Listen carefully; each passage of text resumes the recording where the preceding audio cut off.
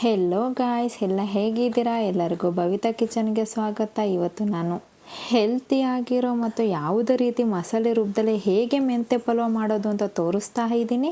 ಇದನ್ನು ಹೇಗೆ ಮಾಡೋದು ಅಂತ ಪಟಾಪಟ್ ಅಂತ ತೋರಿಸ್ತಾ ಇದ್ದೀನಿ, ಬನ್ನಿ ನೋಡೋಣ. ಈ ಲೋಟದಲ್ಲಿ 1.5 ಲೋಟ ಆಗೋಷ್ಟು ನಾನು ಅಕ್ಕಿ ತೊಗೊಂಡಿದ್ದೀನಿ. ಇದನ್ನು 3 ಜನಕ್ಕೆ ಆಗುತ್ತೆ.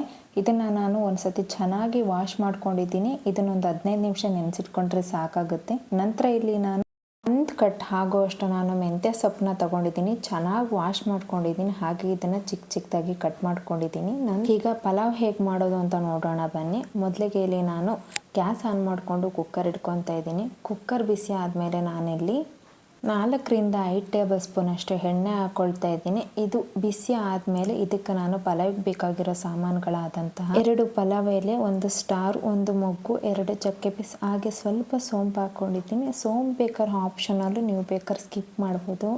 ಇದನ್ನು 1 ನಿಮಿಷ ಮೀಡಿಯಂ ಫ್ಲೇಮಲ್ಲಿ ಬಿಸಿ ಮಾಡಿಕೊಂಡ್ರೆ ಸಾಕಾಗುತ್ತೆ. ನಂತರ ಇಲ್ಲಿ ನಾನು ಒಂದು 3 ಗೆಡ್ಡೆ ಆಗುವಷ್ಟು ಬೆಳ್ಳುಳ್ಳಿ ತಗೊಂಡಿದ್ದೀನಿ. ಇಲ್ಲಿ ಬೆಳ್ಳುಳ್ಳಿನ ನಾನೇನು ಚಿಕ್ಕದಾಗಿ ಕಟ್ ಮಾಡ್ಕೊಂಡಿಲ್ಲ, ಹಾಗೆ ಹಾಕ್ಕೊಳ್ತಾ ಇದ್ದೀನಿ. ಹಾಗೆ ಇದಕ್ಕೆ ನಾನು ಶುಂಠಿನೂ ಕೂಡ ಬೆರೆಸಿಲ್ಲ. ಇದನ್ನು ಕೂಡ ಚೆನ್ನಾಗಿ ಫ್ರೈ ಮಾಡ್ಕೊಳ್ಳಿ. ಇದು ಕೂಡ ಒಂದು ಗೋಲ್ಡನ್ ಬ್ರೌನ್ ಕಲರ್ ಬಂದರೆ ಸಾಕಾಗುತ್ತೆ. ನೋಡಿ, ಇಷ್ಟ ಆದರೆ ಸಾಕು. ಈಗ ನಾನು ಒಂದು 3 ಮೀಡಿಯಂ ಗಾತ್ರದ ಈರುಳ್ಳಿನ ನಾನಿಲ್ಲಿ ಚಿಕ್ಕದಾಗಿ ಕಟ್ ಮಾಡ್ಕೊಂಡಿದ್ದೀನಿ. ಇದು ಕೂಡ ಚೆನ್ನಾಗಿ ಫ್ರೈ ಆಗಬೇಕು. ಒಂದು ಗೋಲ್ಡನ್ ಬ್ರೌನ್ ಕಲರ್ ಬರಬೇಕು. ನೋಡಿ, ಫ್ರೈ ಮಾಡ್ಕೊಂಡು ಹಾಗೆ ನೋಡಿ, ಇದು ಇಷ್ಟ ಆದರೆ ಸಾಕಾಗುತ್ತೆ. ಈಗ ಇದಕ್ಕೆ ನಾನು 2 ಚಿಕ್ಕದಾಗಿ ಕಟ್ ಮಾಡ್ಕೊಂಡಿರೋ ಟೊಮೆಟೊ ಹಣ್ಣು ಹಾಕ್ತಾ ಇದ್ದೀನಿ.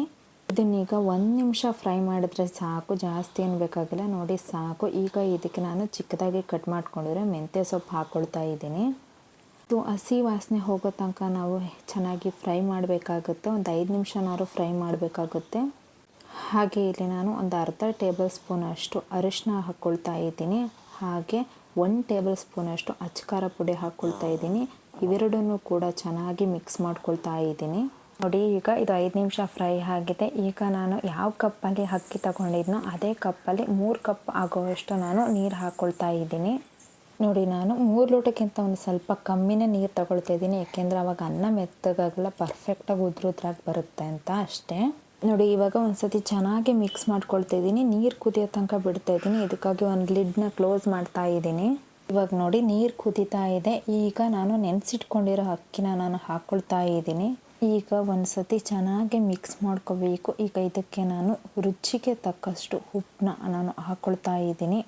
ನಂತರ ಇಲ್ಲಿ ನಾನು ಪುದೀನ ಸೊಪ್ಪು ಹಾಕ್ಕೊಳ್ತಾ ಇದ್ದೀನಿ. ಹಾಗೆ ಸ್ವಲ್ಪ ಚಿಕ್ಕದಾಗಿ ಕಟ್ ಮಾಡ್ಕೊಂಡಿರೋ ಕೊತ್ತಂಬರಿ ಸೊಪ್ಪನ್ನು ಕೂಡ ಹಾಕ್ಕೊಳ್ತಾ ಇದ್ದೀನಿ. ಇವೆರಡನ್ನೂ ಕೂಡ ಚೆನ್ನಾಗಿ ಮಿಕ್ಸ್ ಮಾಡ್ಕೊಳ್ತಾ ಇದ್ದೀನಿ.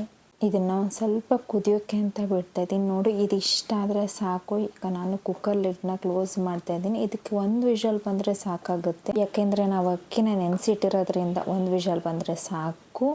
ಈಗ ನೋಡಿ, 1 ವಿಷಲ್ ಬಂದಿದೆ. ಈಗ ನೋಡಿ, ಮೆಂತ್ಯ ಪಲಾವ್ ರೆಡಿಯಾಗಿದೆ. ನೋಡಿದ್ರಲ್ಲ ಫ್ರೆಂಡ್, ಎಷ್ಟು ಈಸಿಯಾಗಿ ಮೆಂತ್ಯ ಪಲಾವ್ ಮಾಡ್ಬೋದು. ಇಲ್ಲಿ ನಾನು ಯಾವುದೇ ರೀತಿ ಮಸಾಲೆ ರೂಪದಲ್ಲೇ ಹೇಗೆ ಪಟಾಪಟ ಅಂತ ಮಾಡ್ಕೋಬೋದು.